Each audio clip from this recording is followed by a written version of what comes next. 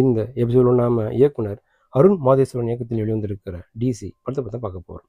இந்த படத்தோட கதையை பற்றி பார்த்தோம்னா, தலைவாசல் விஜய் தலைமையிலான கூலிப்படையில் லோகேஷ் கனகராஜ் மற்றும் அவரது நண்பர்கள் இணைந்து குற்ற சம்பவங்களில் ஈடுபட்டு வராங்க. போலீஸாரை தாக்கி ஆயுதங்களும் கடத்துறாங்க. ஒரு குடும்பத்தை சீரழித்த போலீஸ் அதிகாரியை கொடூரமாக கொலையும் செய்கிறாங்க. இதையடுத்து லோகேஷ் கனகராஜ் மற்றும் அவரது கும்பலை தீர்த்து கட்ட போலீஸார் முடிவு செய்கிறாங்க.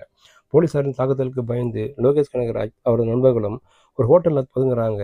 அந்த ஹோட்டலுக்கு வரும் போலீஸார் லோகேஷ் கனகராஜை பிடிப்பதுடன் அவரது நட்பு பாராட்டிய பாடகி சஞ்சனாவையும் தீர்த்து கட்டுறாங்க. இதற்கிடையில் போலீஸாரின் பிடியிலிருந்து தப்பும் லோகேஷ் கனகராஜ் எதிர்பாராத ஒரு சந்திப்பில் விபச்சாரத்தில் ஈடுபட்டு வரும் வாமிகா கவியை சந்திக்கிறார். தனக்கு பிடிக்காத ஒரு வாழ்க்கையில் வாழ்ந்து வரும் வாமிகா கவி ஒரு கட்டத்தில் லோகேஷ் கனகராஜுடன் பயணிக்கிறார். உயிருக்கு பயந்து புதிய வாழ்க்கை தேடி ஓடும் லோகேஷ் கனகராஜ் வாமிகா கவி சந்திக்கும் போராட்டங்கள் என்ன? இதாங்க அந்த படத்தோட மீதி கதை. இதுவரை இயக்குநராக கலக்கிய லோகேஷ் கனகராஜ் இந்த முறை நடிகராக புதிய பரிமாணத்தில் அசத்துறாரு. அவரது உடல் மொழியும் அதிரடி ஆக்ஷன் காட்சிகளும் ரசிக்க வச்சிருக்கு. வாமிகா கபியின் நடிப்பும் அவரது பேச்சும் ரசிக்க வைக்குது.